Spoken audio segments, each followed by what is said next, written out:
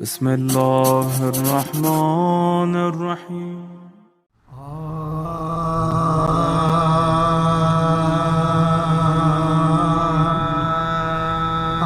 ہوئے کعبہ قربا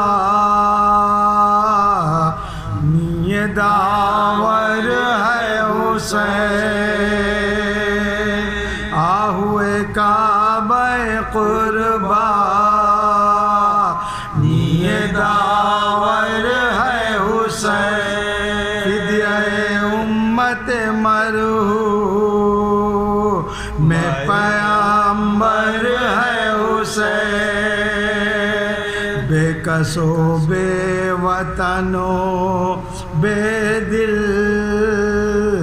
و بے پر ہے حسین. صبر ایوب کی شمشیر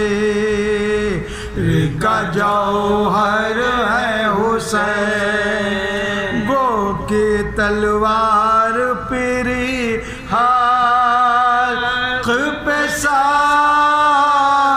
ترباری. شکر پر خالق اکبر کی کیا ہر باری.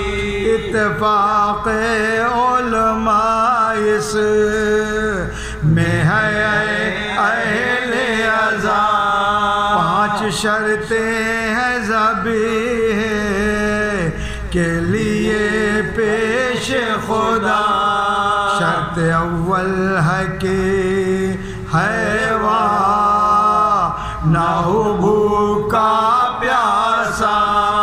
احتیاطاً بدم ذبح بھی دو آب و غذا. شرط ثانی ہے کہ جمعہ ہو تو تاخیر کرو. جمعہ کو وقت نماز کو نہ تکبیر کرو. شرط سے ہے کہ حیوان نہ ہو پیش حیوان. تادم ذبح نہ حسرا سے ہو بام نگراں. شرط 4 ہے کہ جلدی نہ کرو تائم کا. ہو چھری تیز مگر ہاتھ ہو نرمی سے رواں. شرط 5 ہے چھری بھی نہ دکھاؤ اس کو. ذبح سے پہلے قضا سے نہ ڈراؤ اس کو. ذبح حیوان کی یہ شرطیں ہیں مگر واویلا. اشرف خلق جو تھا سے نبی نور خدا. ہوئے شیر خدا فدی یا رب دوسرا. کھانا تو کیا کہ نہ پانی اسے قاتل نے دیا. حلق تر کرتے ہیں قصاب بقربانی کا.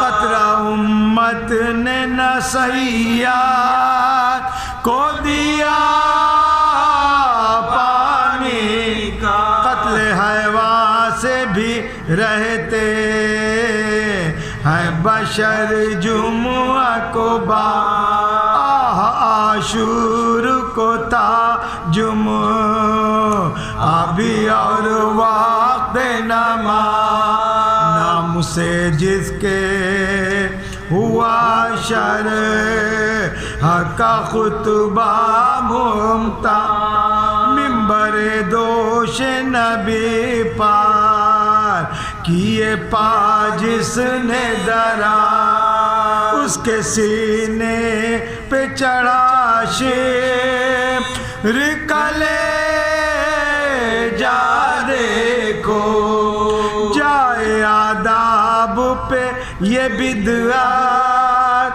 بے جا دیکھو جائے آداب پہ یہ بدعات بے جا دیکھو ذبح حیوان کا نہیں ہو منہ حیوان کے حضور یا نشابیر تھے کچھ دور نہ زینب تھی دور آل احمد پہ در خیمہ پہ کھڑی تھی مجبور لوٹتی تھی کہیں بانو کہیں کبرا رنجو شاہ ان کو وہ سوئے شاہ ہے امام دیکھتے تھے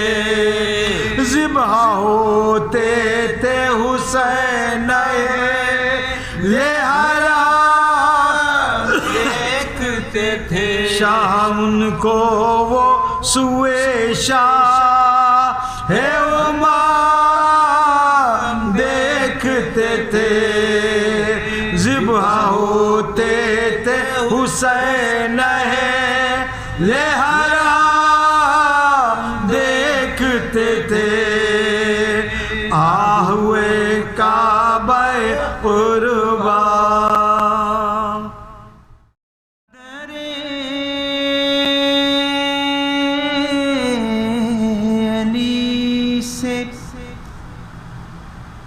جو سرتاج ہو نہیں سکتا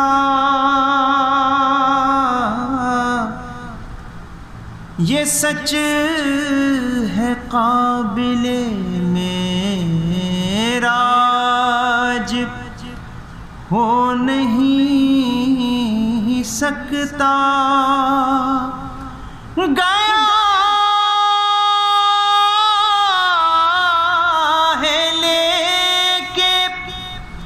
تبرک جو شہ کی مجلس سے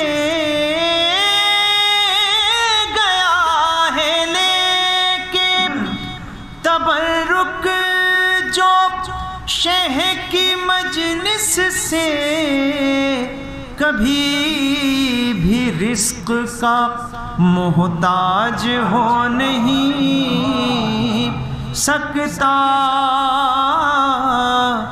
در علی سے صلوات پڑھ دیں محمد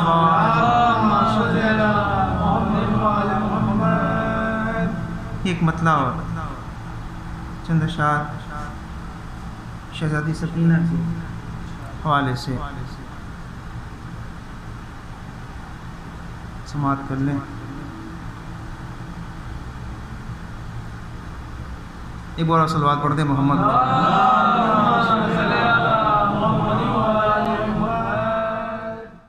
اے بی بی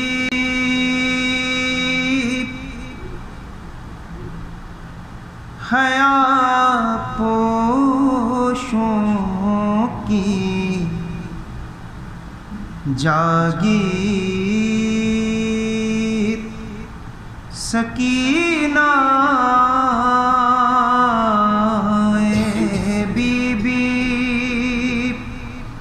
حیا پوشوں کی جاگیر سکینہ ورثہ ہے تیرا یہ تطہیر سکینہ. مصرعہ ہے خانہ شبیر کی تنویر سکینہ ورثہ ہے تیرا یہ تطہیر سکینہ. پپو چا شیر دیکھ لیں. کیا ہوگا یہ داؤد کھڑے سوچ رہے ہیں، دیکھے گی اگر غور سے زنجیر سکینہ، دیکھے گی اگر غور سے زنجیر سکینہ، کیا ہوگا یہ داؤد کھڑے سوچ رہے ہیں، دیکھے گی اگر غور سے زنجیر سکینہ، تو شرمندہ انہیں کر کے ابھی آیا ہے اصغر، آئے تھے تیری مشق پہ جو تیر سکینہ، آئے تھے تیری مشق پہ جو تیر سکینہ،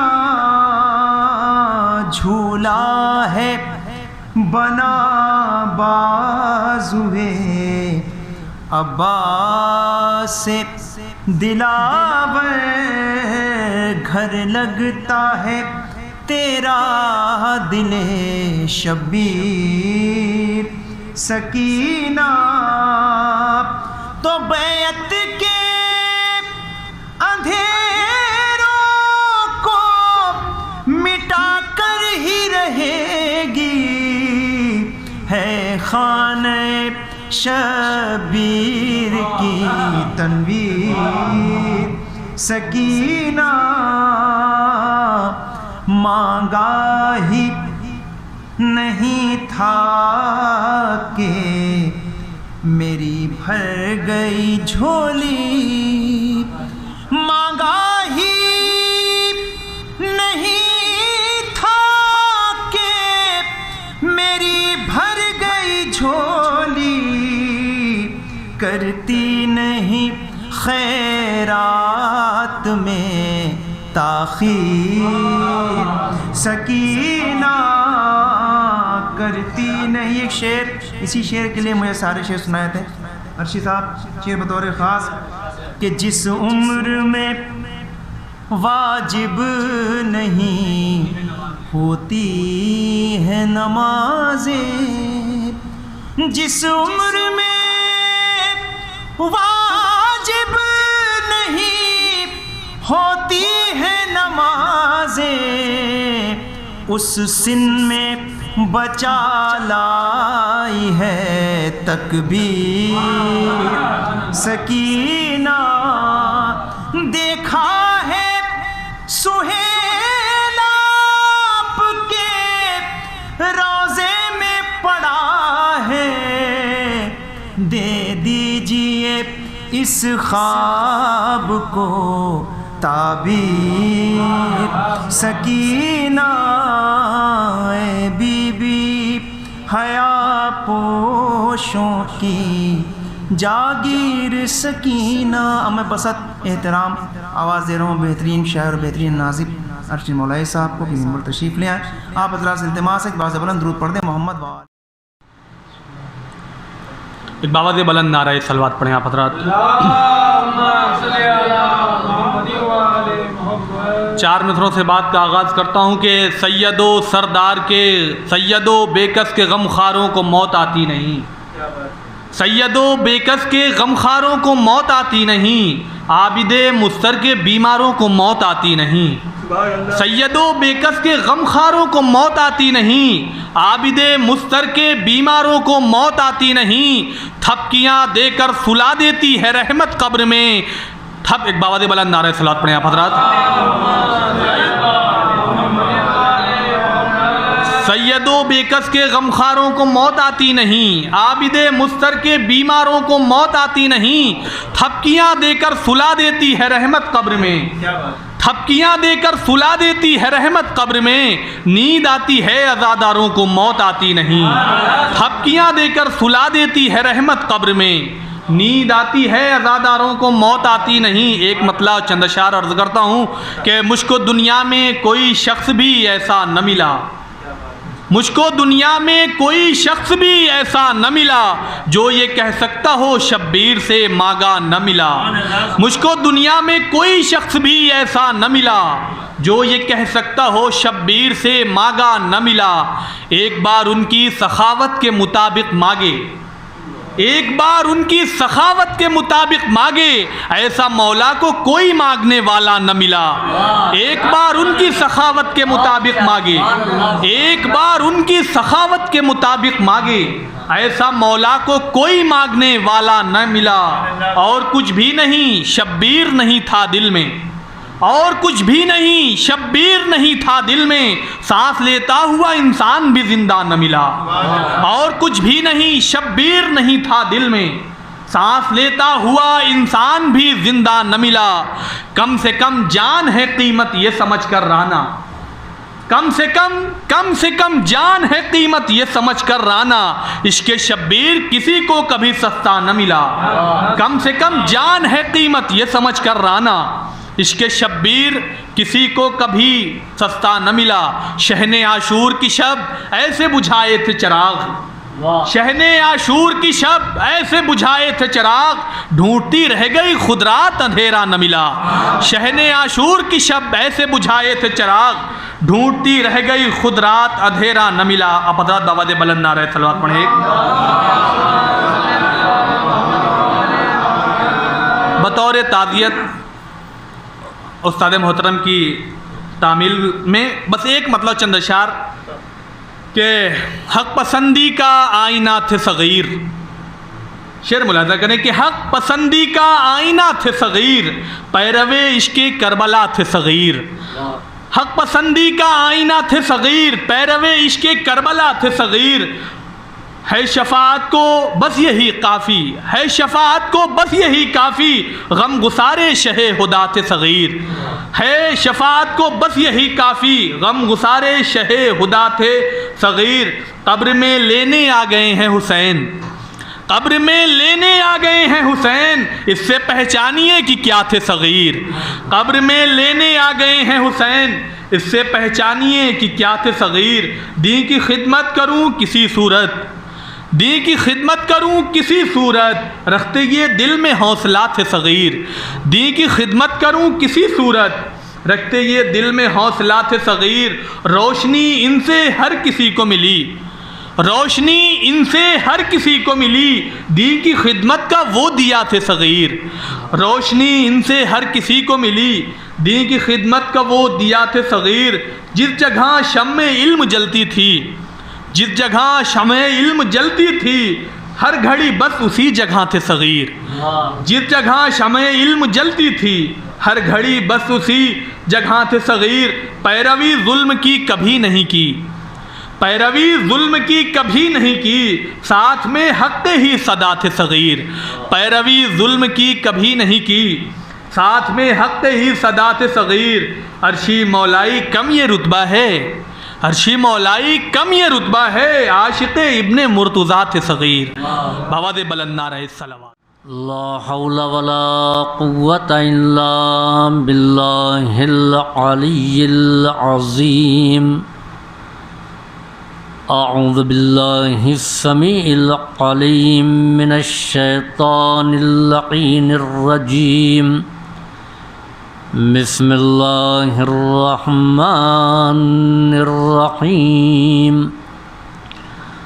الحمد لله الذي هدانا لهذا وما كنا لنهتدي لولا أن هدانا الله، لقد جاءت رسل ربنا بالحق، الصلاة والسلام التحیۃ والاکرام علی صاحب الحوض الکوثر والخطبۃ والمنبر والرکن والمشعر والوجہ الانور والخد الاقمر والجبین الازہر والنسب الاطہر والحسب الاشہر صاحب الفضل والعطاء والجود والسخاء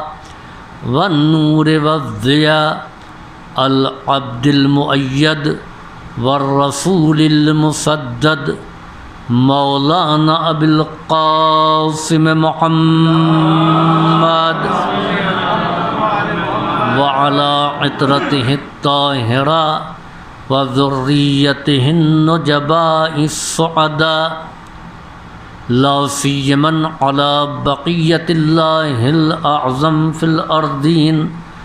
أما بعد فقد قال رب العالمين في كتابه المبين بسم الله الرحمن الرحيم الذي خلق الموت والحياة ليبلوكم أيكم أحسن عملا.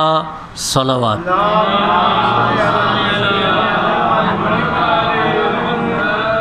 خالق موت و حیات پروردگار مقصد حیات و ممات کا اعلان کر رہا ہے.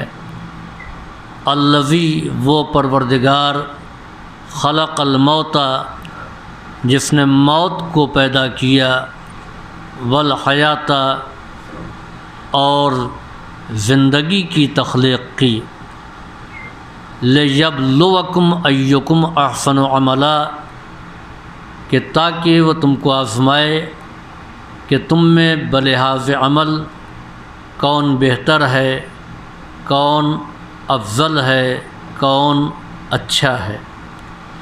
فلسفہ موت و حیات سے قطع نظر آیہ مبارکہ کے آخری جز پر روشنی ڈالنی ہے کہ لیبلوکم ایکم احسن عملا. اس دنیا میں ہم کو اس لیے بھیجا گیا ہے کہ تاکہ پروردگار ہم کو آزمائے کہ ہم میں عمل کے اعتبار سے بہتر کون ہے.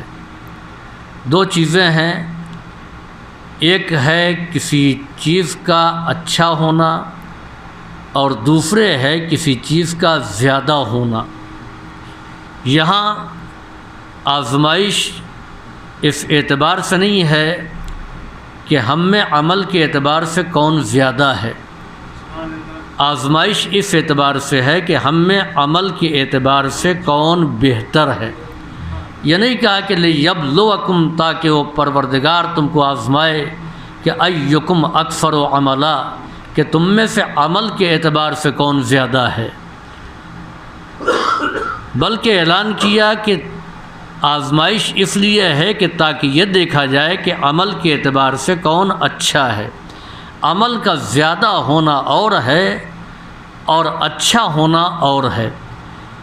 یہ نہیں پوچھا جائے گا کہ کتنی نمازیں پڑھی ہیں، کتنے روزے رکھے ہیں، کتنے حج کیے ہیں، کتنی زکوٰۃ دی ہے، کتنا خمس نکالا ہے، کتنا کار خیر کیا ہے، کتنا زیادہ کیا ہے.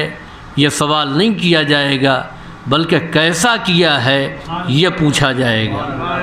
اگر کامیابی اس بات پر ہوتی کہ جس نے جتنی زیادہ نمازیں پڑھیں، جس نے جتنے زیادہ روزے رکھے، جتنی زیارتیں کیں، جتنی زیادہ حج کیا، جتنا کار خیر کیا وہی کامیاب ہے، تو اس دنیا میں سب کو برابر سے عمر ملنا چاہیے.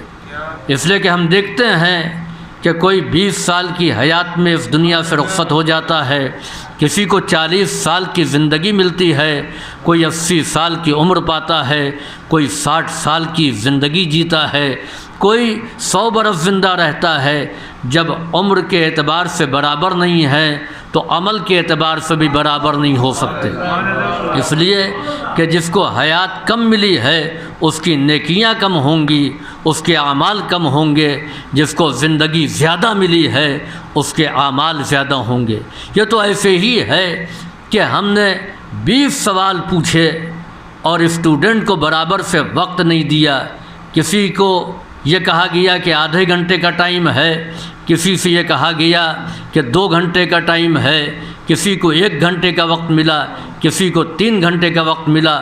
اور پھر جب کاپی جچنے لگی تو یہ سوال اٹھا کہ جس نے زیادہ سوال حل کیا ہے اس کو زیادہ نمبر ملیں گے، فوراً احتجاج ہو جائے گا۔ جب یہ دیکھنا ہے کہ سوال زیادہ کس نے حل کیا ہے تو موقع اور ٹائم بھی سب کو برابر سے ملنا چاہیے۔ اگر خدا یہ مطالبہ کرتا کہ تم کتنی نمازیں لے کر کے آئے ہو، کتنے روزے لے کر کے آئے ہو، کتنے حج لے کر کے آئے ہو، تو اس دنیا میں پیدا ہونے والے ہر انسان کی عمر برابر سے ہوتی۔ سب کو ایک لمیٹڈ ٹائم ملتا کہ اس وقت پیدا ہوئے ہیں، اتنی عمر میں وفات پا جائیں گے۔ مگر ہم نے دیکھا کہ اس دنیا میں کسی کو طویل حیات ملی اور کسی کو مختصر زندگی ملی۔ نتیجے کے اعتبار سے دیکھا کہ بڑی بڑی عمر پانے والے اپنی زندگی کا کوئی اثر چھوڑ کر کے نہیں گئے۔ 6 مہینے کی حیات پانے والا تاریخ میں ایسا اثر چھوڑ کر کے گیا کہ ہر جگہ اس کا تذکرہ ہے، ہر جگہ اس کا ذکر ہے۔ تو اس کے معنی یہ ہے کہ یہ نہیں دیکھا جائے گا کہ کس نے کتنا زیادہ عمل کیا ہے، یہ دیکھا جائے گا کہ عمل کی کیفیت کیا ہے۔ عمل کیا ہے تو اس میں خوبی کیا پائی جاتی ہے۔ عزیزوں، اگر معاملہ اسی بات پر منحصر ہوتا کہ جس کی حیات زیادہ ہے یا جس کا عمل زیادہ ہے وہ کامیاب ہے، جس نے کام زیادہ کیا ہے وہ کامیاب ہے، جس نے عمل کم کیا ہے وہ ناکام ہے، تو تاریخ انبیاء میں سب سے کامیاب ترین نبی کا نام نوح ہوتا۔ اس لیے کہ جناب نوح کو اللہ نے 2500 سال کی حیات دی اور 950 سال تک موقع دیا تبلیغ کرنے کا۔ 950 سال مسلسل جناب نوح تبلیغ کرتے رہے۔ جناب نوح کو انبیاء میں سب سے زیادہ موقع ملا۔ تبلیغ کا نتیجہ کیا ہوا، تبلیغ کا اثر کیا ہوا؟ پڑھیے آپ تاریخ نوح کہ جناب نوح ایک منزل پر آ کر کے بارگاہ پروردگار میں بد دعا کے لیے ہاتھوں کو بلند کر دیتے ہیں اور کہتے ہیں رب انی دعوت قومی لیلا و نہارا، پروردگارا میں نے اپنی قوم کو دن میں بھی پکارا رات میں بھی پکارا، فلم یزدہم دعائی الا فرارا، میں جتنا ان کو بلاتا تھا اتنا ہی یہ فرار اختیار کرتے جاتے تھے، اتنا ہی یہ بھاگتے تھے، میں بلاتا تھا۔ جناب نوح کی مشقت، جناب نوح کی محنت معمولی محنت نہیں ہے۔ جناب نوح قوم کے سامنے پیغام حق سنا رہے ہیں، اللہ کا پیغام پہنچا رہے ہیں، لیکن قوم کا رد عمل کیا ہے؟ جناب نوح کی تعریف نہیں ہوتی تھی، تقریر کرنے کے بعد واہ واہ قوم سے نہیں ملتی تھی، بلکہ قوم پتھر سے نوازتی تھی۔ قوم جناب نوح کی بات کو سنتی نہیں تھی۔ جناب نوح کو کوئی ساحر کہتا تھا، کوئی دیوانہ کہتا تھا، کوئی مجنون کہتا تھا، کوئی طعنہ دیتا تھا۔ جناب نوح پر اتنے پتھر برسائے جاتے تھے کہ تاریخ انبیاء شاہد ہے کہ نوح ان پتھروں میں چھپ جاتے تھے۔ جبریل امین شام کو آتے تھے، پتھروں کو ہٹاتے تھے، زخمی نبی کو پتھروں کے درمیان سے نکالتے تھے اور اس کے بعد اپنے پروں کو مس کرتے تھے۔ جناب نوح کو صحت مل جاتی تھی، زخم مندمل ہو جاتے تھے، نبی شفا یاب ہو جاتا تھا۔ یہ شفا کس کے ذریعے ملی؟ ملک کے ذریعے۔ ملک نے اپنے پر کو مس کیا تو زخمی نبی کے زخم مندمل ہو گئے، نبی کو شفا مل گئی۔ اب آئیے یہیں پر روک کر کے ایک جملہ کہوں، ایک ملک زخمی تھا، بارگاہ پروردگار سے نکالا گیا، اس کو شفا کی ضرورت تھی، وہ انتظار کر رہا تھا خاتم المرسلین کا، جب بارگاہ پروردگار سے نکالا گیا تو اس نے پوچھا کہ کیا میری توبہ قبول ہو سکتی ہے، ہماری شفاعت ہو سکتی ہے؟ جواب ملا ہاں، جب آخری پیغمبر اس دنیا میں آئیں گے اگر وہ شفاعت کر دیں گے تو تم کو شفا مل جائے گی، تمہارے گناہ بخش دیے جائیں گے۔ چنانچہ ایک دن فطرس نے دیکھا کہ ملائکہ کی صفیں گزر رہی ہیں۔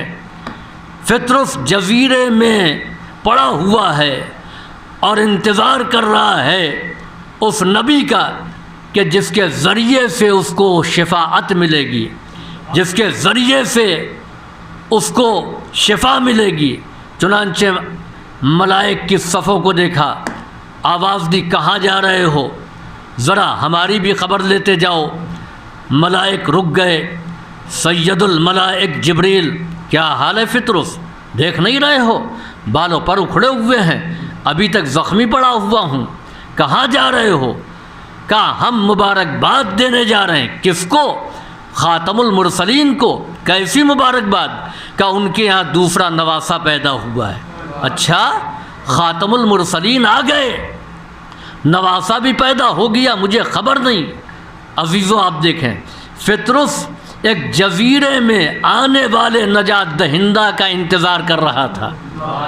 یہ جبریل ادھر سے کیوں گزرے؟ کسی اور راستے سے چلے جاتے، اس کو خبر نہیں ہوتی، کیونکہ وہ ایک نجات دہندہ کا انتظار کر رہا تھا۔ لہٰذا اللہ نے ملائک کی گزرگاہ اس جگہ کو بنایا جہاں پر فطرس موجود تھا۔ دنیا انتظار کی اہمیت کو سمجھے۔ انسان اگر اپنے نجات دہندہ کا انتظار کرتا ہے تو خدا اس کے لیے اسباب اور وسائل فراہم کرتا ہے۔ صلوات بھیجیے بر محمد وآل محمد۔ چنانچہ فطرس نے کہا ہم کو بھی لے چلو۔ جبریل نے ملائک کو حکم دیا کہ ان کو اپنے پروں پر اٹھا لو۔ مدینے پیغمبر کے گھر پہنچے ملائک، فطرس کے کنارے میں ڈال دیا۔ پیغمبر نے کہا کس کو لائے ہو؟ اللہ کے رسول، یہ معذب بارگاہ ازدی فرشتہ ہے جس کو اللہ نے اپنی بارگاہ سے نکال دیا ہے۔ اب اس کو نجات اسی شرط پہ ملے گی کہ آپ اس کی شفاعت کر دیں۔ نبی کریم نے اس کے لیے دعا نہیں کی، پیغمبر نے اپنے ہاتھوں سے اس کو مس نہیں کیا، پیغمبر نے حکم دیا جبریل اس فرشتے سے کہو کہ اپنے آپ کو اس بچے کے گہوارے سے مس کر دے۔ پیغمبر اسلام چاہتے تو شفاعت کر سکتے تھے کیونکہ خدا کا وعدہ ہے۔ امام حسین کو فطرس کی آغوش میں دے دیتے، جس میں امام حسین مس ہوتا اس کو شفا مل جاتی، بالوں پر مل جاتے، لیکن نہیں، پیغمبر نے کہا گہوارے سے مس کرو۔ یہ گہوارہ کہاں کا تھا؟ کیا جنت کا تھا؟ جنت سے آیا تھا؟ نہیں، گہوارہ جنت کا نہیں تھا، گہوارہ جھلانے والے جنت سے آئے تھے۔ گہوارہ تو مدینے کے بنائے ہوئے ایک بڑھئی کا تھا، اس نے بنایا تھا، لیکن آپ دیکھیں کہ خدا نے اثر کیا دیا۔ اگر فطرس کو شفا ملتی امام حسین کے مس کرنے سے یا پیغمبر کے مس کرنے سے تو یہ شفا محدود رہتی، اس لیے کہ بعد والا نہ امام مظلوم کو پاتا نہ پیغمبر کو پاتا۔ بعد والوں کے لیے شفا کا ذریعہ کیا ہوگا؟ چنانچہ پیغمبر نے کہا کہ گہوارے سے مس کرو، اور گہوارہ بھی مدینے کے بنائے ہوئے بڑھئی کا، جنت کا گہوارہ نہیں، جبکہ جنت سے گہوارہ جنبانی کرنے کے لیے ملک آئے، گہوارہ جھلانے والے جنت سے آئے، گہوارہ جنت کا نہیں بھیجا گیا، تاکہ متعصب نگاہیں یہ نہ کہیں کہ امام حسین میں اثر نہیں تھا، جنت سے گہوارہ آیا تھا، اس میں یہ اثر تھا۔ اس دور کے لوگوں کو تو جنت کا گہوارہ مل جاتا، بعد والوں کو نہیں ملتا۔ کہا اتنا یاد رکھو کہ جو چیز حسین سے منسوب ہو جائے خدا اس میں اتنا اثر دیتا ہے کہ اس سے شفا بھی مل جاتی ہے، شفاعت بھی ہو جاتی ہے۔ اب کوئی یہ اعتراض نہ کرے کہ ہم تعزیوں کو بوسہ کیوں دیتے ہیں، علم سے اپنے آپ کو مس کیوں کرتے ہیں؟ یاد رکھیں کہ یہ حسین سے منسوب ہے، ہم اس کو مس کرتے ہیں، ہماری مرادوں کو بالوں پر مل جاتے ہیں۔ صلوات بھیجیے بر محمد و آل محمد۔ ہماری مرادوں کو اس کے ذریعے سے بالوں پر مل جاتے ہیں۔ تو عزیزوں، فطرس کو شفا کس کے ذریعے ملی؟ امام حسین کے ذریعے۔ یعنی جب ملک زخمی ہوا تو اس کو شفا امام کے ذریعے ملی، امام حسین کے ذریعے۔ آپ دیکھیں کتنا فرق ہے جناب نوح کی فضیلت میں اور امام حسین کی۔ جب نبی زخمی ہوا تو نبی کو ملک کے ذریعے سے شفا ملی، لیکن جب ملک زخمی ہوا تو ملک کو فخر نوح امام حسین کے ذریعے شفا ملی۔ صلوات بھیجیے بر محمد و آل محمد۔ یہ ہے جناب نوح، اس حوصلے کے ساتھ تبلیغ کر رہے ہیں۔ ہم مجلس پڑھیں، اگر واہ واہ نہ ہو تو ہمارا دم نکل جائے گا۔ جناب نوح تقریر کر رہے ہیں، واہ واہ کیسا، وہاں تو پتھر مارے جا رہے ہیں۔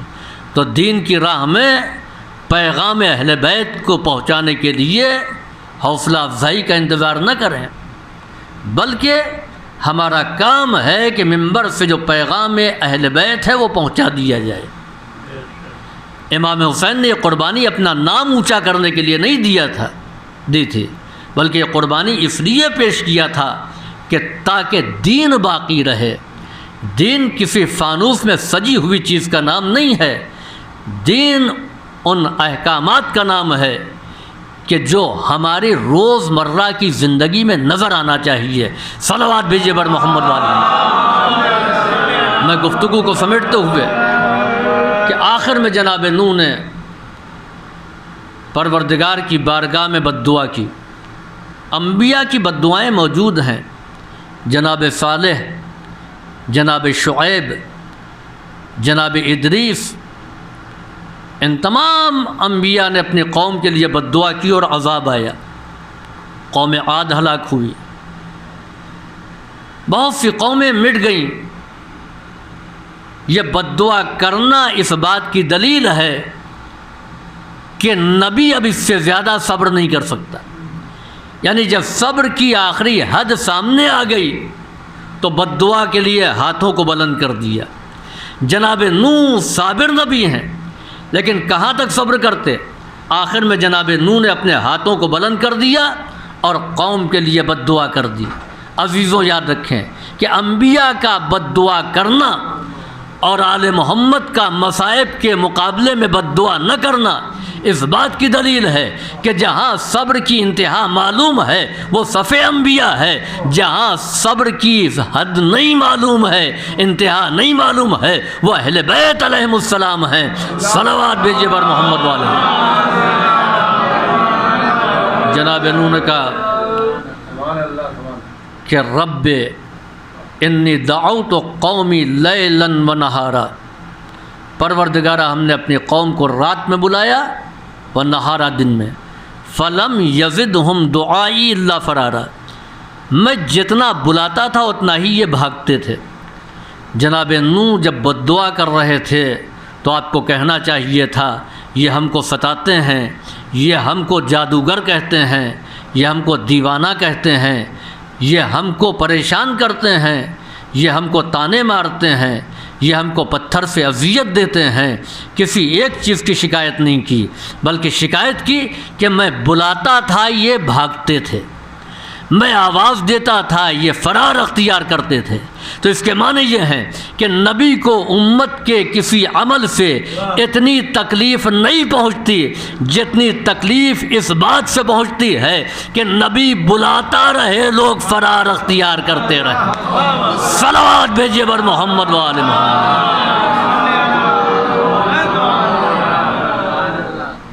تو جناب نوح نے آخر میں بد دعا کے لیے ہاتھ کو بلند کیا اور حکم ہوا اے نوح کشتی بناؤ۔ جناب نوح نے کشتی بنائی، وَاصْنَعِ الْفُلْكَ بِأَعْيُنِنَا وَوَحْيِنَا، تم کشتی بناؤ میری نگاہوں کے سامنے اور میری وحی کے ذریعے۔ جناب نوح نے کشتی بنائی۔ تاریخ انبیاء میں جملے ہیں کہ جناب نوح جنہوں نے 950 سال مسلسل تبلیغ کی، جب یہ تبلیغ سمٹی تو کشتی کے اندر آ گئی۔ ایمان لانے والے کتنے؟ 100 سے زائد نہیں، بعض نے لکھا کہ 78، بعض نے لکھا ہے 72، بعض نے 100، تو اس سے زیادہ لوگ ایمان نہیں لائے۔ تو 900 سال کی تبلیغ اور نتیجہ تبلیغ یہ کہ پوری تبلیغ کشتی میں سمٹ گئی۔ یہ ہے جناب نوح کی تبلیغ۔ اس کے برخلاف پیغمبر اسلام کی حیات 63 سال کی ہے۔ اگر کثرت عمل کو دیکھا جائے تو نوح کی تبلیغ بہت زیادہ ہے، کہاں 950 سال اور کہاں 23 سال۔ 63 سال کی زندگی میں 23 سال پیغمبر نے تبلیغ کیا اور جناب نوح نے 950 سال تبلیغ کیا۔ آپ بتائیے، ایک طرف کام 23 سال کا ہے اور ایک طرف کام 950 سال کا، زیادہ کون سا ہے؟ 950 سال والا۔ تو اس اعتبار سے جناب نوح کی تبلیغ مرسل اعظم سے کہیں زیادہ ہے۔ کہ ہم تبلیغ کو نہیں دیکھیں گے، ہم نتیجہ تبلیغ کو دیکھیں گے۔ نوح کی پوری تبلیغ سمٹ گئی، 100 سے زائد افراد ایمان نہیں لائے، لیکن پیغمبر اسلام کی تبلیغ کا اثر کیا ہے؟ آج دنیا کا کوئی گوشہ نہیں باقی ہے، دنیا کا کوئی ملک نہیں ہے، دنیا کا کوئی شہر نہیں ہے، دنیا کا کوئی دیہات نہیں ہے، دنیا کا کوئی علاقہ نہیں ہے جہاں پیغمبر اسلام کی تبلیغ کا اثر نہ ہو۔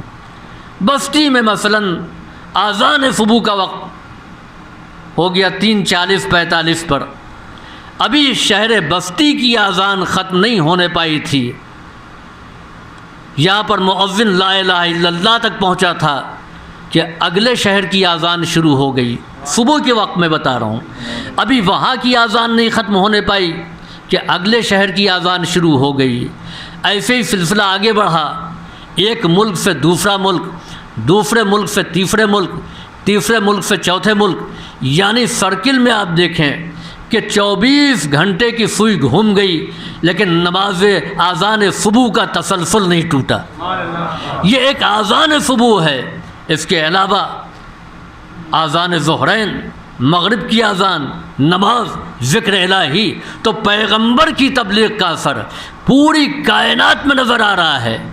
اسی لیے خالق نے آواز دی کہ ہم یہ نہیں دیکھیں گے کہ کس نے کتنے دنوں کام کیا ہے، ہم یہ دیکھیں گے کہ اس کام کا نتیجہ کیا ہے۔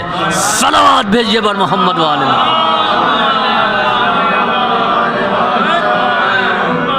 اس کام کا نتیجہ کیا ہے ہم یہ دیکھیں گے۔ اور دوسری بات یہ ہے عزیزوں کہ جناب نوح نے آخر میں کیا کیا تھا؟ طوفان آیا، کتنے لوگ بچے؟ جتنے لوگ کشتی میں سوار تھے وہی بچے۔ فَأَنْجَيْنَاهُ وَأَصْحَابَ السَّفِينَةِ، ہم نے نوح کو نجات دی اور جو لوگ کشتی میں سوار تھے ان کو نجات دی۔ یہ کشتی میں کون لوگ تھے؟ جناب نوح کے اصحاب تو تھے نا۔ کتنے لوگ بچے؟ جناب نوح بچے اور ان کے اصحاب بچے۔ یہ ہے جناب نوح کا کارنامہ کہ جناب نوح نے اپنے اور اپنے اصحاب کو بچا لیا اور پوری امت کو غرق کر دیا، ہلاک کر دیا۔ اس کے برخلاف امام حسین علیہ السلام نے اپنے اور اپنے اصحاب کو قربان کر دیا اور پوری امت کو بچا لیا۔ صلوات بھیجیے بر محمد وآل محمد۔ پیغمبر نے فرمایا ان الحسین مصباح الہدی وسفینۃ النجات، حسین ہدایت کے چراغ ہیں اور نجات کی کشتی ہیں۔ عزیزوں، کثرت عمل کا مطالبہ ہم سے نہیں کیا گیا ہے کہ ہم نے کتنی نماز پڑھی ہے، وہ نہیں دیکھا جائے گا۔ نماز میں رکوع کیا ہے تو کیسا کیا ہے، قیام ہے تو بہت جلد بازی والا تو نہیں ہے، سجدے ہیں تو اطمینان و وقار کے ساتھ تو ہیں، ایک رکن دوسرے رکن سے ملنے تو نہیں پا رہا ہے، قیام متصل برکوع ہے یا نہیں ہے۔ تو کثرت عمل نہیں، بلکہ حسن عمل کو دیکھا جائے گا۔ اور یاد رکھیں کہ کثرت عمل تکرار عمل سے ہے اور حسن عمل اخلاص عمل سے ہے۔ یہ نہیں دیکھا جائے گا کہ کیا کیا، یہ دیکھا جائے گا اس کام کے پیچھے جذبہ کون سا تھا، نیت کیا تھی۔ چنانچہ جنگ تبوک کا موقع تھا، پیغمبر اسلام نے اعلان کیا لشکر جانا تھا، بڑا لشکر تیار ہونا تھا۔ نبی نے اعلان کیا کہ جس کے پاس جو ہے وہ لے کر کے آئے۔ اسلام پر ایک اعتراض یہ ہے کہ اسلام تلواروں سے پھیلا۔ اگر اسلام تلوار سے پھیلتا تو مسلمانوں کے پاس جنگ کی تیاری بھی ہونا چاہیے، اسلحوں کی کثرت ہونا چاہیے، گھوڑے ہونے چاہیے، مال برداری کے لیے ناقے ہونے چاہیے، کچھ نہیں۔ معلوم یہ ہوا کہ رومی لشکر حملے کے لیے آ رہا ہے، پیغمبر نے اعلان کیا کہ جس کے پاس جو ہے وہ لے کر کے آئے۔ لوگ اپنے اپنے سرمائے کو پیغمبر کے پاس لے کر کے آئے، حیثیت کے مطابق کسی نے 200 درہم دیا، کسی نے 500 دیا، کسی نے 800 دیا۔ پیغمبر نے حکم دیا کہ اس سے اسلحے تیار کیے جائیں، اس لیے کہ مجاہدین تو تھے مگر کسی کے پاس نیزہ نہیں تھا، کسی کے پاس تلوار نہیں تھی، کسی کے پاس سپر نہیں ہے، کسی کے پاس زرہ نہیں ہے۔ نبی کریم نے حکم دیا، مسلمانوں کے پاس جنگی ساز و سامان نہیں، اور اسلام کی پالیسی بھی یہی ہے۔ جناب داؤد کے متعلق ہے کہ پروردگار عالم نے ان کو معجزہ ایسا عطا کیا کہ وہ لوہے کو ہاتھ میں لیتے تھے موم بن جاتا تھا۔ اور یہ زبور میں بھی ہے جو یہودیوں کی کتاب ہے، انجیل میں بھی ہے جس پر عیسائیوں کا عقیدہ ہے، اور قرآن میں بھی ہے۔ تینوں کتابوں نے کہا کہ جناب داؤد کے پاس یہ معجزہ تھا کہ لوہے کو ہاتھ میں لیتے تھے اور وہ لوہا موم بن جاتا تھا، جو چاہتے تھے بنا دیتے تھے۔ جناب داؤد کیا بناتے تھے؟ زرہ، لوہے سے بنتی ہے، اس پر تلوار اثر نہیں کرے گی، خود جس کو ہیلمٹ کہتے ہیں، اور اس کے علاوہ برتن بناتے تھے۔ جب اللہ نے یہ اعجاز جناب داؤد کو عطا کیا، اور وہ بادشاہ بھی تھے، نبی ہونے کے ساتھ ساتھ حکومت کے مالک بھی تھے، کہیں نہیں ملتا، نہ زبور میں، نہ بائبل میں، نہ قرآن میں، کہ جناب داؤد نے نیزہ بنایا ہو، جناب داؤد نے تلوار بنایا ہو، جناب داؤد نے تیر بنایا ہو، جناب داؤد نے زرہ بنایا ہے، یعنی ڈیفنس کا سامان بنایا ہے، افنس کا سامان نہیں بنایا ہے۔ اور اسی سے اسلام کی پالیسی طے ہوتی ہے کہ اسلام کی پالیسی کیا ہے۔ وہ داؤد جو تلوار بنا سکتے تھے نہیں بنایا، انہوں نے حفاظت کا سامان بنایا۔ اور اس بات کی تائید اصول کافی کی ایک روایت سے ہوتی ہے۔ امام جعفر صادق علیہ السلام کے پاس ایک صحابی آئے، امام نے کہا تم کم آ رہے ہو؟ کہا مصروفیت بہت ہے، بڑا کام آ گیا ہے، اور اتنا کام آ گیا ہے کہ ہم کو باہر سے کاریگر بلوانے پڑے۔ کہا کیا کام ہے؟ کہا فلاں قبیلے نے اتنی تلواروں کا آرڈر دیا ہے، اتنے نیزوں کا آرڈر دیا ہے، اتنے تیروں کا، اور فلاں قبیلے نے بھی اتنا بڑا آرڈر دیا ہے، یہ اسلحے تیار کرنے ہیں۔ امام نے کہا یہ آرڈر کیوں دیا ہے؟ کہا دونوں میں جنگ ہو رہی ہے، دونوں کو اسلحہ چاہیے۔ امام نے کہا اس آرڈر کو کینسل کر دو۔ کہا مولا اتنی بڑی منفعت، کہا اس سے خونریزی ہوگی۔ کہا دونوں قبیلے مسلمان نہیں ہیں، لہذا اگر خون بہتا تو کسی مسلمان کا نہیں بہتا۔ امام نے فرمایا کہ مسلمان نہیں ہے تو انسان تو ہیں۔ ہم کیا کرتے ہیں؟ یعنی ہم یہ دیکھتے ہیں کہ مذہب کیا ہے، اور مذہب یہ کہتا ہے کہ پہلے یہ دیکھو کہ تم انسان ہو یا نہیں ہو۔ چنانچہ کہا وہ انسان ہے؟ کہا ہاں۔ کہا اس آرڈر کو کینسل کر دو، اگر تم کو آرڈر لینا ہے تو تم زرہ کا آرڈر لو، خود کا آرڈر لو، شیلڈ بناؤ، سپر بناؤ، حفاظت کا سامان بناؤ، تباہی کا سامان نہ بناؤ۔ تو اس کے معنی یہ ہے کہ اسلام کی پالیسی یہ ہے کہ اسلام دفاع کے نظام کو پیش کر رہا ہے، اسلام اٹیک کے نظام کو نہیں پیش کر رہا ہے. ایک طرف دنیا کی پالیسی یہ ہے کہ اگر جنگ نہیں ہو رہی تو جنگ کراؤ تاکہ اسلحے بیچے جائیں. دوسری طرف اسلام کی تعلیم یہ ہے کہ حفاظت کا سامان تیار کیا جائے، خوریزی کا سامان تیار نہ کیا جائے. صلوات بھیجیے بر محمد والے. تو عزیزوں، بات کہاں سے کہاں پہنچ گئی؟ جنگ تبوک کا موقع، لوگ اپنا اپنا چندہ لے کر کے آئے جس کو کہا جائے. اسی میں ایک صحابی تھا، ان کا نام تھا ابو عقیل انصاری. غریب آدمی تھا، ان کے پاس پیسہ نہیں تھا. ادھار مانگا کہ مل جائے، نہیں ملا. بازار میں آئے کہ کام مل جائے تو کچھ پیسہ رسول اللہ کو دے دیں. کام ملا مگر پیسوں پر نہیں. آپ کام کریں گے، ہم اس کے بدلے میں آپ کو کھجور دیں گے. بیچارے جان توڑ محنت کرتے رہے، خوب کھجوریں توڑی. اجرت کے طور پر ایک گٹھر ملا، پیٹھ پر لادا کھجوروں کا گٹھر. بازار میں آئے کہ بیچ لیں، پیسہ ملے گا رسول اللہ کو دے دیں گے. بازار میں وہ بکا نہیں. گھر آئے، آدھی کھجور نکال کر کے اپنے بچوں کے لیے رکھا، اور آدھی کھجور یہ لے کر کے پیغمبر کے پاس آئے. لوگوں نے پوچھا ابو عقیل کیا لے کر کے آئے ہو؟ یہ لشکر کھجور کھا کر کے لڑے گا. یہ بیچارے شرمندہ سے پیغمبر کے پاس پہنچے. یا رسول اللہ بہت کوشش کی، کچھ نہیں ہو پایا، یہ کھجوریں ہیں، یہ میں لے آیا. پیغمبر نے کہا بیٹھ جاؤ، اس کو رکھ دو. ابھی وہ بیٹھنے نہیں پائے تھے کہ جبریل امین نازل ہوئے.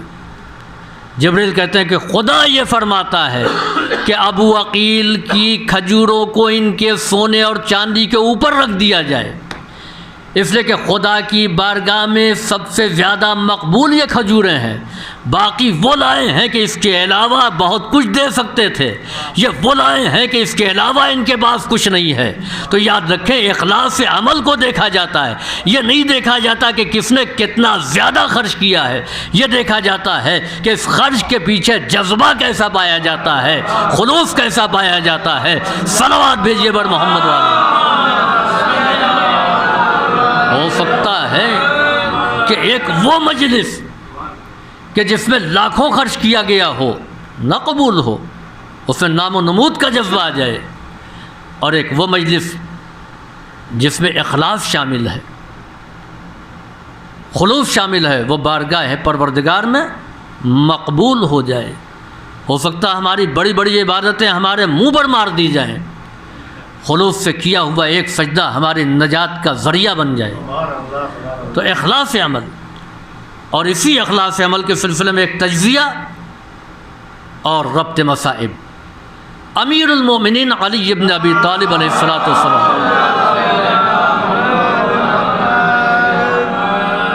کے بارے میں پیغمبر اسلام نے ارشاد فرمایا کہ ضرب علی یوم الخندق افضل من عبادت الثقلین.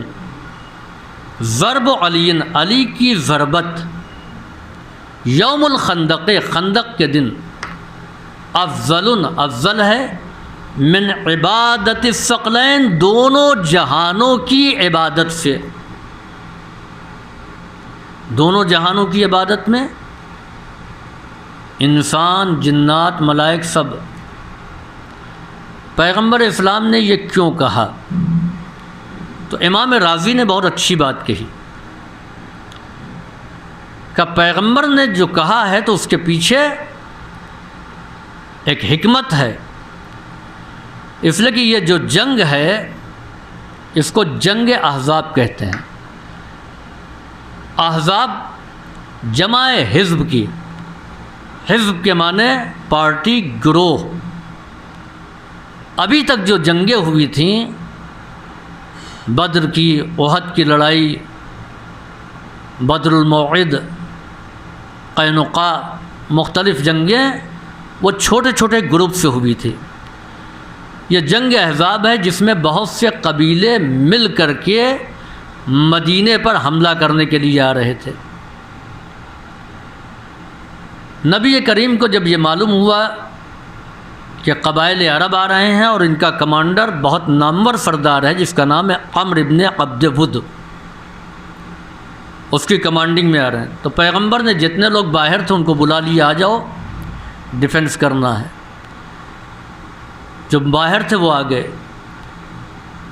مدینے میں پیغمبر نے سب کو جمع کیا، کیسے مقابلہ ہو۔ تو جناب سلمان فارسی نے کہا ہمارے یہاں طریقہ یہ ہے کہ جب سامنے والے کی تعداد زیادہ ہو تو ہم خندق کھود دیتے ہیں تاکہ دشمن یلغار نہ کر سکے۔ نبی کریم نے اس رائے کو پسند کیا اور حکم دیا کہ خندق کھودی جائے۔ جو لوگ مدینہ میں گئے انہوں نے اس جگہ کو دیکھا، مدینہ 3 طرف سے پہاڑی اور ایک راستہ جو سامنے سے، وہاں پر پیغمبر نے خندق کھودوا دی۔ خندق کھودے جانے سے پہلے نبی کریم نے 10 آدمی معین کیے اور 10 آدمیوں کو حوالے کیا کہ تم کو اتنے فٹ گہری، اتنی چوڑی، اتنی لمبی خندق کھودنا ہے۔ چنانچہ اس میں جناب سلمان فارسی، کل میں نے پرسوں کی مجلس ان کے بارے میں عرض کیا تھا، یہ بہت عمر دراز تھے۔ بعض لوگ کہتے ہیں کہ 300 سال سے زیادہ کی عمر تھی۔ تو اتنے بوڑھے آدمی کو کون اپنے ساتھ لے؟ اگر یہ کہہ دیا جائے کہ 5 آدمی اس کام کو کریں گے، اس میں ایک بزرگ کو شامل کر دیا جائے، ارے بھائی ان کو ہمارے ساتھ نہیں، ہر آدمی چاہتا ہے کوئی جوان آ جائے۔ چنانچہ جناب سلمان فارسی کو کوئی لینے کو تیار نہیں۔ گروپ 2، ایک انصار کا گروپ جو مدینہ کے باشندے، ایک مہاجرین کا گروپ جو مدینہ سے باہر کے تھے۔ سلمان فارسی کو مہاجرین نے یہ کہہ کر کے نہیں لیا کہ یہ ہمارے ساتھ ہجرت کر کے نہیں آئے ہیں، یہ تو 15 سال پہلے ہی مدینے میں آ گئے تھے، پیغمبر کا انتظار کر رہے تھے، لہذا ہم ان کو اپنے ساتھ نہیں لیں گے۔ انصار نے کہا کیوں کہ یہ عرب نہیں ہیں، مدینے کے رہنے والے نہیں ہیں، یہ باہر سے آئے ہیں، لہذا ان کو مہاجرین کے ساتھ کیجیے۔ کوئی اپنے ساتھ لینے کو تیار نہیں۔ جناب سلمان فارسی نے کہا کوئی بات نہیں، ہم اکیلے خندق کھودیں گے۔ شام کے وقت پیغمبر اسلام نے جب کام کا جائزہ لیا تو معلوم یہ ہوا کہ 10 آدمی سے زیادہ تنہا سلمان نے خندق کو کھودا ہے۔ اب انصار و مہاجرین دونوں کہہ رہے تھے یا رسول اللہ، خالی ہمارے کام کو نہ دیکھیے، سلمان کو ہم میں شامل کر لیجئے۔ انصار کہہ رہے ہیں کیونکہ پہلے مدینے میں تھے لہٰذا یہ ہمارے ساتھ شامل، ہم نے ان سے زیادہ کام کیا۔ مہاجرین نے کہا یہ باہر سے آئے تھے، یہ ہمارے ساتھ شامل ہیں، ان کے کام کو ہمارے حساب میں آپ جوڑیے، ہم نے زیادہ کام کیا ہے۔ صبح جو سلمان کو اپنے ساتھ رکھنے کو تیار نہیں تھے، اب وہ کہہ رہے ہیں کہ نہیں سلمان ہمارے ساتھ شامل ہیں۔ عزیزوں، جناب سلمان کی عظمت کا لوہا کس چیز نے مانا، کس چیز کے ذریعے منوایا؟ یعنی عمل کے ذریعے۔ اگر عمل اصحاب اور انصار سے بڑھ جائے تو ہر ایک یہ چاہتا ہے کہ سلمان ان کے ساتھ۔ پیغمبر نے جواب دیا کہ نہ سلمان تم میں سے ہیں، نہ سلمان تم میں سے ہیں، سلمان ہم اہل بیت میں سے ہیں۔ تو اس کے معنی یہ ہے کہ پیغمبر کی نگاہ میں محترم وہ ہے کہ جس کا عمل انصار و مہاجرین سے زیادہ ہو، دونوں مل کر کے اس کا مقابلہ نہ کر سکے، وہ اہل بیت میں شامل ہو جاتا ہے، منا اہل البیت۔ یہ خندق خود کر کے تیار ہو گئی۔ اب ادھر سے مشرکین کا لشکر آ گیا۔ اب جو خندق تیار ہوئی، راستہ بند ہو گیا نا۔ جب راستہ بند ہو جاتا ہے، ابھی کورونا میں سرحدیں سیل کر دی گئیں، نہ آنا نہ جانا، تو ظاہر بات ہے کہ کوئی گاڑی نہیں آئے گی تو کھانے پینے کا سامان ختم ہو جائے گا نا۔ شہر بستی میں ساری چیزیں ختم ہو گئیں، سرحد سیل ہے۔ آپ بتائیے کہ غذا کی قلت ہوگی یا نہیں؟ جب مدینے سے کوئی باہر نکل نہیں سکتا اور نہ مدینے میں کوئی قافلہ آ سکتا ہے تو کھانا ختم ہو گیا، لوگ بھوکے رہنے لگے۔ پیغمبر سے شکایت کی، پیغمبر نے کہا ایک کھجوروں کی گٹھلیوں کو لو، اس کو پیسو، اس کی روٹی بناؤ۔ اس کی روٹیاں بنائی گئیں، اس کو لوگوں نے کھایا۔ اس کے بعد جب وہ بھی ختم ہو گئی تو پیغمبر نے کہا کہ بہت بھوک لگ رہی ہے، تو تو پیٹ پر کوئی وزنی چیز باندھ لو، لوگوں نے پتھر باندھے۔ یہ لشکر اسلامی کا حال تھا، یہ فاقہ زدہ لشکر۔ اب ادھر کفار کا لشکر آ گیا، نئی حکمت عملی۔ عرب میں کبھی ایسی لڑائی تو ہوئی نہیں کہ خندق کھود دی گئی، اس بار کفار اور ادھر مسلمان۔ عمرو بن عبد ود نے چاروں طرف جائزہ لیا کدھر سے پار کیا جائے۔ ایک جگہ پر خندق کو تنگ پایا، تاریخ نے لکھا ہے، طبری وغیرہ نے، کہ ایک جگہ پر خندق کچھ تنگ تھی۔ عمرو نے وہاں پر گھوڑے کو مہمیز کیا، یعنی پیچھے لے گیا، اور پھر ایک چھلانگ لگا کر کے اس پار، اس کے ساتھ 2-4 آدمی اور آ گئے۔ سوال یہ پیدا ہوتا کہ جب سب کو برابر سے کام دیا گیا تھا تو کس نے یہ شارٹ کر دیا؟ اب نہیں مجھے معلوم کہ کس تنگ نظر نے خندق کو تنگ چھوڑ دیا تھا، مگر کوئی تھا جس نے اپنے کام کو پورا انجام نہیں دیا، ورنہ عمرو اس پار نہیں آ سکتا تھا۔ چنانچہ عمرو آ گیا اس پار، اور اس کے بعد اس نے کہا مسلمانوں ہمارے مقابلے میں آؤ، اگر تم نے مجھے قتل کر دیا تو تم غازی ہو، میرے ہاتھ سے مارے گئے تو شہید۔ دونوں ہاتھ میں لڈو ہے، سناٹا۔ تاریخ کہتی کہ لوگ ایسے بیٹھے ہوئے تھے، آپ قرآن پڑھیں سورہ احزاب، کہ جیسے ان کے سروں پر طائر بیٹھے ہیں، چڑیا اگر سر ہلائیں گے تو پرندہ اڑ جائے گا، سر جھکائے ہوئے بیٹھے ہوئے ہیں، گردن نہیں اٹھاتے کہ پیغمبر سے نگاہیں چار ہو جائیں گی تو رسول اللہ کہہ دیں گے تم چلے جاؤ۔ یاد رکھیں کہ جو ایسے موقع پر سر جھکا کر کے بیٹھے گا، تاریخ کبھی اس کو سر بلند نہیں بنا سکتی، اس کا سر جھکا ہی رہے گا۔ چنانچہ امیر المومنین علی بن ابی طالب اٹھے، میں اس کے مقابلے پر جاؤں گا۔ پیغمبر نے اجازت دی، تفصیل مجھے نہیں پڑھنا ہے، آپ کہیں گے کثرت عمل سے خیبر یا خندق کیسے پڑھنے لگ گئے؟ نہیں، میں اسی خندق میں جو ہے وہ حسن عمل دکھاؤں گا کہ کثرت عمل اور ہے اور حسن عمل اور ہے۔ امیر المومنین عمرو کے سامنے گئے، امیر المومنین نے کہا اچھا اسلام نہیں لانا چاہتے ہو؟ نہیں، صحیح، تم واپس چلے جاؤ۔ کہا واپس تو نہیں جاؤں گا۔ کیوں نہیں جاؤ گے؟ کہا قریش کی عورتیں مذاق اڑائیں گی۔ عمرو اتنا بہادر، میدان میں جس چیز نے اس کو ثابت قدم رکھا وہ عورتوں کا تانا تھا۔ عالم کفر میں ایسی عورتیں پائی جاتی تھیں کہ جن کے تانوں کے خوف سے عمرو میدان میں ڈٹا رہا۔ کاش ایسی ہی عورتیں عالم اسلام میں بھی ہوتی تو کوئی راہ فرار نہیں اختیار کرتا۔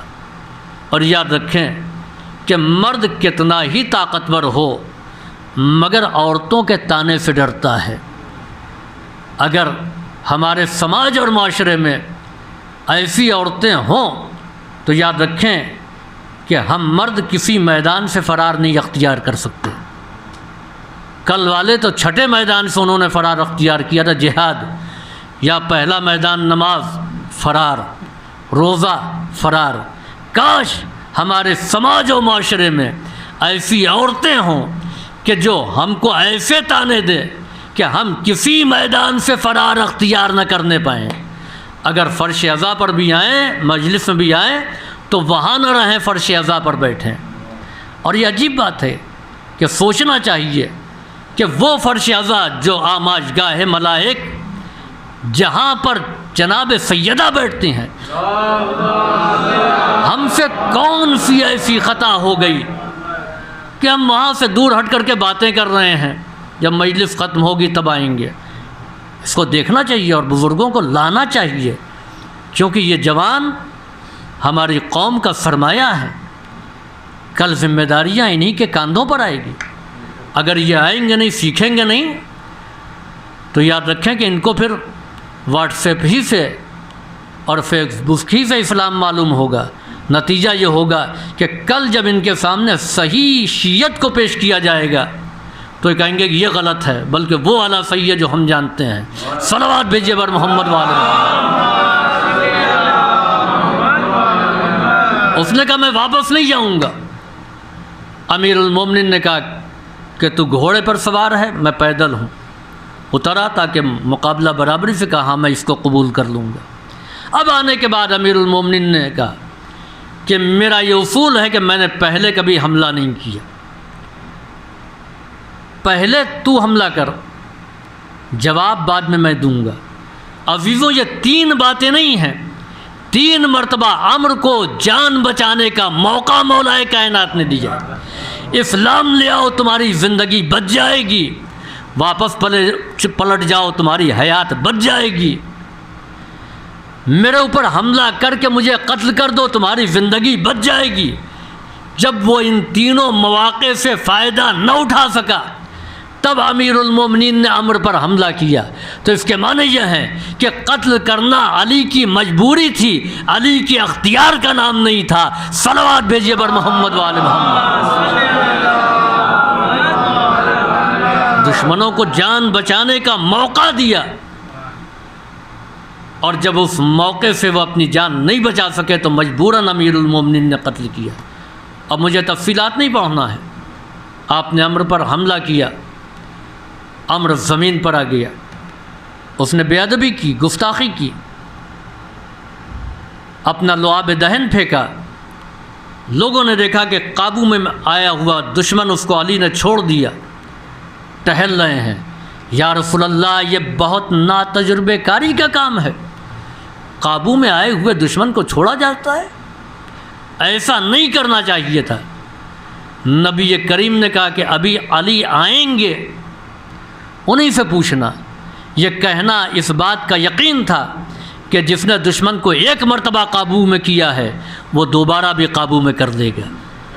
چنانچہ امیر المومنین نے اس کو قتل کیا، اس کے سر کو اپنے ہاتھ میں لے کر کے چلے۔ تاریخ کے جملے ہیں کہ علی اس انداز میں چلے کہ مشا اللیث المختتل، اس انداز میں چلے جیسے شیر شکار کر کے جھومتا ہوا چلتا ہے۔ اب بعض لوگوں نے کہا یا رسول اللہ اس انداز میں نہیں چلنا چاہیے، اس سے غرور ہے۔ پیغمبر نے کہا کہ مجاہد کا یہی انداز خدا کو پسند ہے، تم بھی عمرو جیسوں کا سر قلم کرو تو تم بھی اس انداز میں چل سکتے ہو۔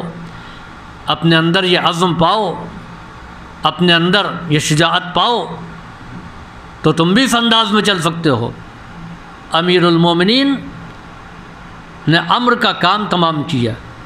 اب مجھے اس کی تفصیلات نہیں پڑھنا، بہت سے جزویات ہیں چھوڑتے ہوئے۔ امام فخر الدین رازی کہتے ہیں flu غلب Amr bin Abdul with علی علی بن ابی طالب، اگر عمرو بن عبد ود علی بن ابی طالب پر غالب آتا تو ایمان کی بنیادیں منہدم ہو جاتی۔ اس لیے اگر علی شہید ہو جاتے تو پھر دوسرا کوئی عمرو کا مقابلہ کرنے والا نہیں تھا۔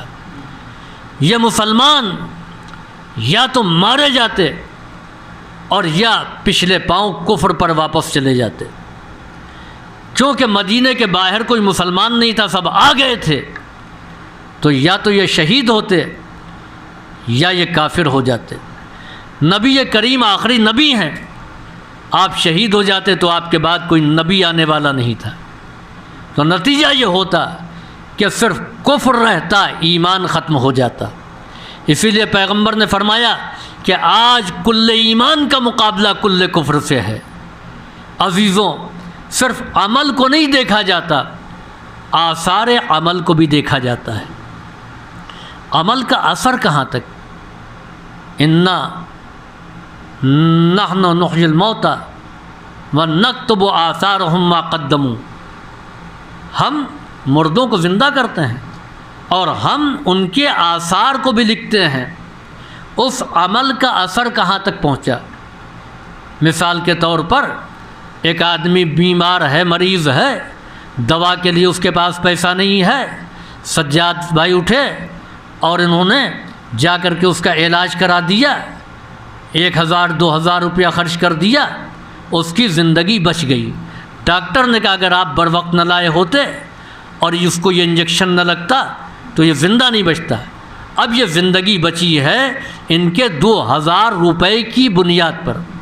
2000 روپے کی کوئی حیثیت نہیں ہے، مگر چونکہ اس کی وجہ سے کہ انسان کی زندگی بچی، اب اس کے بعد وہ 20 سال تک زندہ رہا یا 30 سال تک زندہ رہا، تو 30 سال میں جتنی نمازیں پڑھے گا تو اس کا ثواب ان کو ملے گا، کیونکہ اگر وہ زندگی نہ بچاتے تو یہ نماز نہیں پڑھتا، جب نماز نہیں پڑھتا تو ثواب کا مستحق نہیں ہوتا۔ نتیجہ یہ ہوگا کہ اس 30 سال کی باقی حیات میں جتنی نمازیں پڑھے گا، جتنے روزے رکھے گا، جتنا قرآن پڑھے گا، جتنی دعائیں پڑھے گا، جتنا کار خیر کرے گا، سب کا ثواب ان کے نام اعمال میں لکھا جائے گا، کیونکہ یہ سبب بنے اس کی زندگی کا۔ امیر المومنین کی اگر یہ ضربت نہ ہوتی جو خندق کے دن عمر کے سر پر پڑی ہے تو سارے مسلمان مارے جاتے، اور جب یہ مر جاتے یا کافر ہو جاتے تو ان میں نہ کوئی عبادت کرنے والا ہوتا، نہ روزہ رکھنے والا ہوتا، نہ حج کرنے والا ہوتا، نہ زکوٰۃ دینے والا ہوتا۔ تو اب اس کے بعد خندق کے بعد جتنے لوگ نمازیں پڑھیں گے، نماز یہ پڑھیں گے، علی کے نامہ اعمال میں لکھا جائے گا، زکوٰۃ یہ دیں گے، علی کے نامہ اعمال میں لکھا جائے گا، حج یہ کریں گے، علی کے نامہ اعمال میں لکھا جائے گا۔ اور پھر یہی نہیں، صدر اسلام کے بعد جتنے مسلمان پیدا ہوں گے ان کا عمل بھی علی کی ضرب کے ثواب میں لکھا جائے گا۔ قیامت تک مسلمان عبادت کرتا رہے گا، قیامت تک مسلمان صدائے لا الہ بلند کرتا رہے گا، کار خیر کرتا رہے گا، سب کا کار خیر علی کے ضرب کے ثواب میں لکھا جائے گا۔ صلوات بھیجیے بر محمد والوں۔ تو عمل تو مختصر ہے کہ تلوار بلند ہوئی، عمر کے سر پر گری، بس اتنا ہی عمل ہے۔ اس کے حسن عمل کو پیغمبر نے محسوس کیا کہ یہ ضربت خندق کے دن کی ثقلین کی عبادت سے افضل ہے۔ ورنہ امیر المومنین جو جنگ بدر میں بھی جنہوں نے جنگ کیا، احد میں بھی جنگ کی ہے، خیبر میں بھی جنگ کی ہے، متعدد معرکوں میں آپ نے تلوار چلائی، مگر کہیں کی ضرب کو ثقلین کی عبادت سے افضل نہیں قرار دیا۔ تو اس کے معنی یہ ہے کہ یہاں پر حسن عمل ہے۔ اچھا، اتنے اعمال امیر المومنین لے کے کیا کریں گے؟ یاد رکھیں کہ محشر میں حساب و کتاب ہوگا۔ نیکیاں معلوم یہ ہوا کہ 1 کنٹل، برائیاں معلوم ہوا 5 کنٹل، نیکیاں کم برائیاں زیادہ جہنم میں۔ شفاعت کیسے؟ کہا 5 کنٹل اگر برائیاں ہیں تو 5 کنٹل سے زیادہ اچھائیاں ہونی چاہیے۔ اب یہ نیکیاں امیر المومنین اپنے نام اعمال سے دیں گے، ایک ضرب کے ثواب کو بانٹ دیں گے، تو ثواب میں کمی نہیں آنے پائے گی، پوری امت کی شفاعت ہو جائے گی۔ آپ کہیں گے یہ کیسی بات ہے؟ نیکیاں علی کی اور وہ اپنی نیکیاں دوسروں کو دے رہے ہیں۔ ہم نے کہا یہی دین کا دستور ہے، یہی مذہب کی تعلیم ہے۔ یہ مجلس صغیر بھائی مرحوم کے ایصال ثواب کے لیے ہے نا، ان کے بیٹوں نے کیا ہے۔ یہاں پر جو میں مجلس پڑھ رہا ہوں تو اس مجلس میں کا ثواب مجھے ملے گا نا، کیونکہ میں نے ذکر اہل بیت کیا ہے نا، عمل میرا ہے نا۔ آپ نے سورہ فاتحہ پڑھا تو یہ عمل آپ کا، اس کا ثواب آپ کو ملنا چاہیے نا، مگر ثواب کس کو ملے گا؟ ثواب صغیر بھائی کو ملے گا، یعنی عمل آپ کا ہے۔ قرآن آپ نے یہاں پڑھا، ثواب ان کو مل گیا۔ آپ نے یہاں سورہ فاتحہ پڑھا، ثواب ان کو مل گیا۔ تو جب ہم اپنا عمل، یعنی مومن اپنا عمل دوسرے مومن کو دے سکتا ہے تو امیر المومنین اپنی نیکیاں مومنین کو کیوں نہیں دے سکتے ہیں؟ صلوات بھیجیے بر محمد والے۔ وہ اپنی نیکیاں دے سکتے ہیں۔ بس میں نے اپنی گفتگو کو تمام کیا۔ عزیزوں، ان مجالس کو معمولی نہ سمجھیے۔ اس مجلس کا ایک ثواب تو صغیر حیدر بھائی مرحوم کو ملے گا، ایک ثواب آپ کو ملے گا، آپ مجلس میں آئے۔ ایک ثواب مجلس کرنے والوں کو ملے گا جنہوں نے فرش بچھایا، ایک ثواب انتظام کرنے والے کو ملے گا، ایک ثواب مجھے بھی ملے گا مجلس پڑھنے کا۔ اور ایک ثواب میرے والدین کو ملے گا جنہوں نے مجھے اس راستے پر لگایا، ایک ثواب میرے اساتذہ کو ملے گا کہ جنہوں نے مجھے علم دین کی تعلیم سے منور کیا، ایک ثواب اس بانی ادارہ کو ملے گا جس نے وہ مدرسہ بنوایا جہاں ہم نے تعلیم حاصل کی۔ مجلس ایک ہے، ثواب کہاں کہاں پہنچ رہا ہے۔ ایک ثواب اس میں ان تمام لوگوں کو ملے گا جنہوں نے مدرسے میں کسی بھی نہج سے مدد کی ہو، چاہے آ کر کے ایک کمرہ بنوا دیا ہو، 1 مہینے کا راشن ہی بچوں کے لیے دے دیا ہو، ان کو ملے گا۔ تو آپ دیکھیے کہ عمل ایک ہے، ثواب کتنا زیادہ ہے۔ ہمارے عمل میں کوتاہی ہو سکتی ہے، اس کے خزانے میں کمی نہیں ہے۔ یہی وجہ ہے کہ ایک سورہ فاتحہ پڑھیے اور آپ کہیے کہ تمام مومنین و مومنات کو ثواب ملے گا۔ تو جتنے مومنین و مومنات جناب آدم سے لے کر کے اب تک اس دنیا سے جا چکے ہیں، ایک سورہ فاتحہ میں پروردگار عالم ان کو ثواب پہنچا دے گا۔ ہمارے عمل میں کمی ہو سکتی ہے، اس کے خزانے میں کوئی کمی نہیں ہے، وہ جتنا چاہے گا عطا کرے گا۔ صلوات بھیجیے بر محمد والے۔ بس عزیزوں، کربلا میں اگر دیکھا جائے تو حسن عمل ہی تو تھا، اس کے علاوہ اور کیا تھا؟ 72 نے اپنی جان قربان کی، جبکہ بہت سے واقعات ایسے ہوئے ہیں کہ جہاں کئی ہزاروں کئی لاکھ مارے گئے، مگر تاریخ میں اپنا وہ اثر نہیں چھوڑ سکے جو کربلا میں ان 72 افراد کی قربانیوں نے پیش کیا۔ عزیزوں، عبادتیں بہت ہوئی ہیں، سجدے بہت ہوئے ہیں، لیکن کربلا میں وہ سجدہ آخر جو امام مظلوم نے کیا ہے، اس سجدے کی مثال پوری کائنات میں کہیں نہیں ملتی۔ کیوں؟ اس لیے کہ سجدہ حسن عمل کی تصویر تھا۔ کس عالم میں سجدہ کیا ہے؟ کس عالم میں امام حسین علیہ السلام نے نماز عصر کو قائم کیا ہے؟ ذرا سوچئے، ہمارے یہاں تھوڑی سی پریشانی ہو جائے تو ہم اول وقت نماز نہیں پڑھتے۔ اگر ہمارے یہاں ایک میت ہو جائے تو ہمارا ذہن و دماغ قابو میں نہیں ہوتا۔ امام حسین علیہ السلام بھوکے بھی تھے، پیاسے بھی تھے۔ انسان اس وقت بے چین ہو جاتا ہے جب بچے آ کے کہتے ہیں کہ ہم پیاسے ہیں۔ چھوٹا سا بچہ آپ کا ہو اور آ کے کہے کہ بابا فلاں چیز کا دل چاہ رہا ہے، بابا بھوک بہت لگی ہے، دل تڑپ جاتا ہے یا نہیں تڑپ جاتا ہے؟ نواسے ہیں، پوتے ہیں چھوٹے چھوٹے، دادا یہ چاہیے، دل تڑپ جاتا ہے۔ امام حسین کے سامنے 2-3 گھنٹے کے پیاسے بچے نہیں تھے، بلکہ 3 دن کے پیاسے بچے تھے، اور بچوں کے ساتھ ساتھ جو امام کے اصحاب تھے وہ بھی بھوکے بھی تھے اور پیاسے بھی تھے۔ آپ نے اندازہ کیا ہے ماہ رمضان گرمی میں پڑ رہا ہے نا، روزے کے وقت پیاس کی شدت کا کیا عالم ہوتا ہے، افطار کے وقت بھوک کتنی شدت سے لگتی ہے۔ اچھا، اسی روزے میں آپ سے کوئی یہ کہے کہ آپ دوپہر کے وقت 10 مرتبہ بستی کربلا تک پیدل جائیے اور پیدل آئیے، آپ 2 مرتبہ جانے کے بعد بیٹھ جائیں گے۔ آپ کو کوئی وزن نہ دیا جائے، خالی ہاتھ جائیے۔ ذرا سوچئے، امام مظلوم بھوکے تھے، پیاسے تھے۔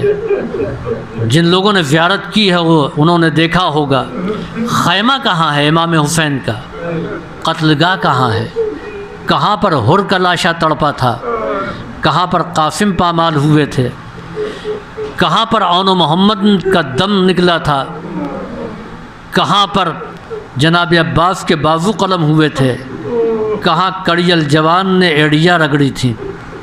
امام حسین خیمے سے 1 مرتبہ نہیں بلکہ 71 مرتبہ گئے، یہ خیال تھا کہ گھوڑا پیاسا ہے، یہ خیال تھا یہ گھوڑا بھی بھوکا ہے، تو ہر مرتبہ سوار ہو کر کے نہیں گئے، بلکہ کبھی پیدل گئے، کبھی ذوالجناح پر سوار ہو کر کے گئے۔ عزیزوں، مقتل جہاں شہداء کے لاشیں تڑپ رہے تھے، خیمہ، مسافت کو دیکھا جائے تو 1 کلومیٹر سے زیادہ، 1.5 کلومیٹر 2 کلومیٹر کا فاصلہ، ایک مرتبہ جانا دوسری طرف مرتبہ آنا، گئے خالی ہاتھ مگر واپس وزن اٹھا کر کے لا رہے ہیں۔ اور کیسا کیسا وزن؟ کبھی بچپنے کے بھائی، بچپنے کے دوست حبیب کے لاشے کا وزن، کبھی ابن اوسجہ کی میت کا وزن، کبھی حر کے جنازے کا وزن، کبھی ابو تمامہ کی میت کا وزن، اور کبھی قاسم کا پامال لاشے کا وزن، کبھی امام مظلوم کے ساتھ اون و محمد کے لاشے، اور کبھی عباس کا علم لے کر کے آئے، کبھی ہم شبیہ پیغمبر کے لاشے کا وزن۔ یہ وزن امام حسین نے بھوک اور پیاس کے عالم میں اٹھایا۔ ذرا سوچئے کہ کتنی مرتبہ میرا مظلوم پیاسا امام مقتل گیا، لاشیں اٹھا کر کے لایا۔ ارے کڑیل جوان کا لاشا بھوک اور پیاس کے عالم میں باپ کے لیے آسان نہ تھا۔ حسین نے لاشا اٹھایا نہ گیا، آواز دی بنی ہاشم کے بچوں آؤ۔ عزیزوں، ایسا مظلوم امام جو اتنے لاشیں اٹھا کر کے تھک چکا، جو شکستہ ہو چکا، جس کی کمر ٹوٹ چکی ہے، جس کی نگاہوں کی روشنی کم ہو چکی ہے، جوان بیٹا دم توڑ چکا ہے، وہ امام مقتل میں آتا ہے، آ کر کے جنگ کرتا ہے، اور پھر جنگ کرتے ہوئے آواز دیتا ہے، اے میرے بھائی عباس، اپنے بھائی حسین کی جنگ دیکھو، اے میرے لال قاسم، اپنے چچا کی جنگ دیکھو، اے اون محمد، دیکھو تمہارا ماموں کس طریقے سے تمہارا انتقام لے رہا ہے، اے میرے کڑیل جوان اکبر، دیکھو تمہارا بوڑھا باپ کس انداز میں قتال کر رہا ہے۔ لشکر بھاگ رہا تھا، امام کہہ رہے تھے کہاں جا رہے ہو؟ ارے تم نے میرے عباس کے بازو قلم کیے، تم نے میرے علی اصغر کو تیر مارا، تم نے میرے علی اکبر کو نیزہ مارا، تم نے میرے قاسم کا لاشا پامال کیا۔ ایک وہ وقت آیا کہ امام حسین علیہ السلام نے تلوار کو نیام میں رکھا، سجدہ آخر کی تیاری ہے، امام کے قریب اشقیاء آ گئے، نیزے سینے میں دھسنے لگے، تلواروں سے حملہ ہونے لگا، امام زمین پر آئے اس عالم میں کہ کافی دیر تک نیزوں پر معلق رہے، رفتہ رفتہ سرزمین کربلا تک پیشانی پہنچی، سجدے میں امام امت کے لیے دعا کرتے ہیں، الہی قد وفیت عہدی و اوف بعہدک، پروردگارا میں نے اپنے عہد کو پورا کیا، تو بھی اپنے عہد کو پورا کر، لا معبود سواک یا غیاث المستغیثین۔ جب امام حسین نشیب میں چلے گئے، کافی دیر ہو گئی، خیمے میں کوئی اطلاع نہیں پہنچی، تو جناب زینب گھبرا کر کے خیمے سے نکل آئیں، چاروں طرف دیکھا کہ کہیں بھائی نظر آ جائے، بھائی نظر نہیں آیا تو ایک ٹیلے پر چلی گئیں، اس ٹیلے کا نام تلہ زینبیہ ہے، وہاں سے قتل گاہ بالکل صاف نظر آتی ہے۔ اگر آپ کو زیارت کا شرف حاصل ہو تو اس ٹیلے پر جائیے اور وہ نظر کیجئے جہاں امام حسین علیہ السلام کی زری ہے، وہ جگہ صاف نظر آتی ہے جس کو قتل گاہ کہتے ہیں۔ جناب زینب نے دیکھا کہ نشیب میں کچھ لوگ کسی کو گھیرے ہوئے کھڑے ہوئے ہیں، کسی کے ہاتھ میں تلوار ہے۔ جناب زینب نے دیکھا کہ ایک شخص نے خنجر کو نکالا، کسی طرف آگے بڑھا، اب جو غور سے دیکھا تو دیکھا کہ زمین پر کوئی اور نہیں، راکب دوش رسول پڑا ہوا ہے، جنت کا سردار پڑا ہوا ہے، قاتل خنجر نکال چکا ہے، سینے پر سوار ہو چکا ہے، خنجر کو گلے پر رکھ دیا۔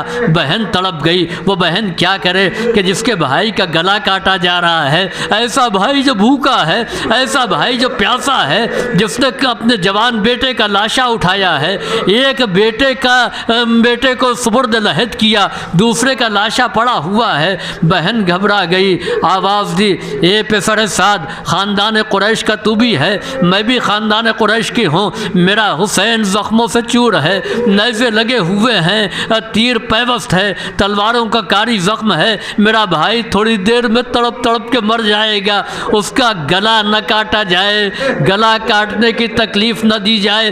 پسر سعد نے منہ موڑ لیا، شمر کا خنجر چلتا رہا، بہن تڑپتی رہی، بھائی کا گلا کٹتا رہا۔ ایک عجب فقرہ جناب زینب نے قید خانے سے آنے کے بعد میں کہا، اے میرے ماں جائے، میں ہر غم فراموش کر سکتی ہوں، ہر مصیبت کو بھول سکتی ہوں، لیکن فرات کے کنارے پیاسا تیرا تڑپا تڑپا کے ذبح کیا جانا، اس منظر کو بہن کبھی فراموش نہیں کرے گی۔ سیعلم الذین ظلموا ای منقلب ینقلبون۔